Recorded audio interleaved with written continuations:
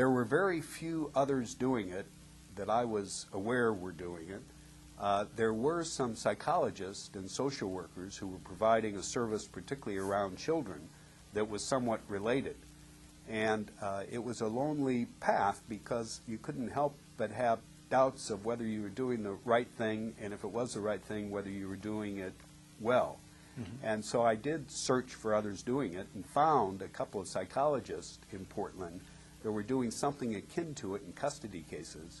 And we did get together and started doing mutual training, if you will, talking about our cases. I had no clinical background, and clearly this is the nexus of law and psychology, or law and social work, as you well know from your own joint background.